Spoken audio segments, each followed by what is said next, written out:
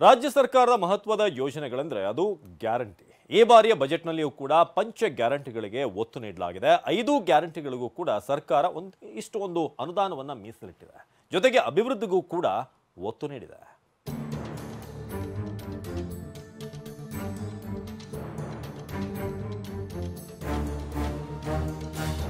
ಗ್ಯಾರಂಟಿಗೆ 51,000 ಕೋಟಿ ಅನುದಾನ. ರಾಜ್ಯ ಸರ್ಕಾರ ಗ್ಯಾರಂಟಿ ಯೋಜನೆಗೆ ಹೆಚ್ಚು ಮಹತ್ವ ಕೊಟ್ಟಿದೆ. ಜನ ಕಲ್ಯಾಣದ ಯೋಜನೆಗಾಗಿ ಈ ಬಾರಿ ಬರೋಬ್ಬರಿ 51,034 ಕೋಟಿ ಅನುದಾನ ನೀಡಿದೆ.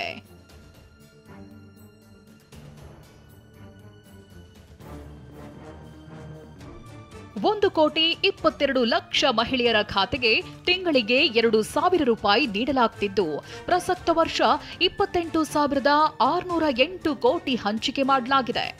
ಅಕ್ಕ ಕೋ ಸೊಸೈಟಿ ಸ್ಥಾಪನೆ ಮಾಡಿ ಗೃಹಲಕ್ಷ್ಮಿಯರನ್ನ ಸ್ವಸಹಾಯ ಗುಂಪುಗಳ ಸದಸ್ಯರನ್ನಾಗಿ ಮಾಡುವ ಗುರಿ ಹೊಂದಲಾಗಿದೆ. ಇನ್ನು ಶಕ್ತಿ ಯೋಜನೆಗೂ ಶಕ್ತಿ ತುಂಬಿರೋ ಸಿಎಂ ಸಿದ್ದರಾಮಯ್ಯ ಪ್ರಸಕ್ತ ಸಾಲಿನಲ್ಲಿ 226 ಕೋಟಿ ಬಾರಿ ಮಹಿಳಾ ಪ್ರಯಾಣಿಕರು ಪ್ರಯಾಣ ಮಾಡಿದ್ದಾರೆ.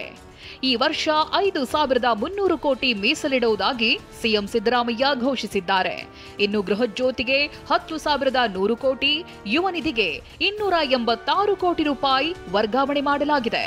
ಇನ್ನು ಅನ್ನಭಾಗ್ಯ ಯೋಜನೆಯಡಿ ಹಣದ ಬದಲು 10 ಕೆಜಿ ಅಕ್ಕಿಯನ್ನೇ ವಿತರಿಸಲು ನಿರ್ಧರಿಸಲಾಗಿದೆ. ರಾಜ್ಯದ ಬಡವರ ಹಸಿವು ನೀಗಿಸುವ ಉದ್ದೇಶದಿಂದ ಆರಂಭಿಸಲಾದ ಅನ್ನಭಾಗ್ಯ ಯೋಜನೆಯಡಿ ಇದುವರೆಗೆ ಹೆಚ್ಚುವರಿ 5 ಕೆಜಿ ಆಹಾರ ಧಾನ್ಯಕ್ಕೆ ಪರ್ಯಾಯವಾಗಿ ನೀಡಲಾಗುತ್ತಿರುವ ಸಹಾಯಧನ ಬದಲಾಗಿ 5 ಕೆಜಿ ಅಕ್ಕಿಯನ್ನು ವಿತರಿಸಲಾಗುವುದು. ಅಧಿಕಾರದ ಚುಕ್ಕಾಣಿ ಹಿಡಿಯಲು ನೆರವಾದ ಗ್ಯಾರಂಟಿಗೆ ಹಣ ಮೀಸಲಿಟ್ಟಿರುವ ಸಿಎಂ ಅಭಿವೃದ್ಧಿಗೂ ಒತ್ತು ನೀಡಿದ್ದಾರೆ. ಹಾಗಾದ್ರೆ ಯಾವ್ಯಾವ ಕ್ಷೇತ್ರಕ್ಕೆ ಏನೇನ್ ನೀಡಿದ್ದಾರೆ ಅಂತ ನೋಡೋದಾದ್ರೆ,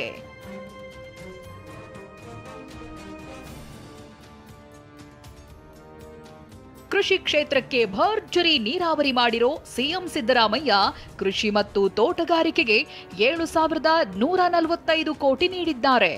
ನೀರಾವರಿಗೆ ಬರೋಬ್ಬರಿ 22,181 ಕೋಟಿ, ಪಶುಸಂಗೋಪನೆ ಮತ್ತು ಮೀನುಗಾರಿಕೆಗೆ 3,977 ಕೋಟಿ ಮೀಸಲಿಟ್ಟಿದ್ದಾರೆ. 37 ಲಕ್ಷ ರೈತರಿಗೆ 28,000 ಕೋಟಿ ಸಾಲ ವಿತರಿಸುವ ಗುರಿ ಹೊಂದಲಾಗಿದೆ.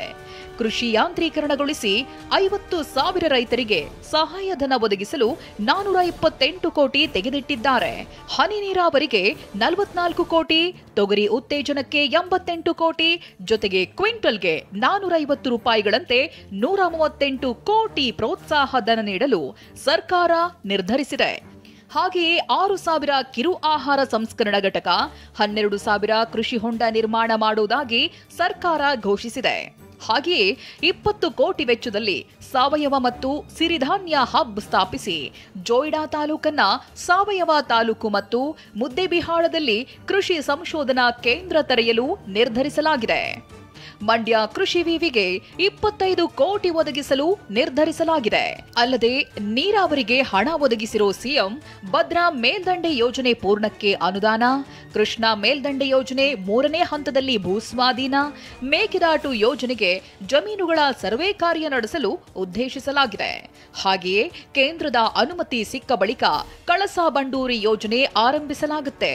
ತುಂಗಭದ್ರಾ ಜಲಾಶಯದಲ್ಲಿ ಹೂಳೆತ್ತಲು ಕ್ರಮ ಕೈಗೊಳ್ಳಲು ತೀರ್ಮಾನಿಸಲಾಗಿದೆ.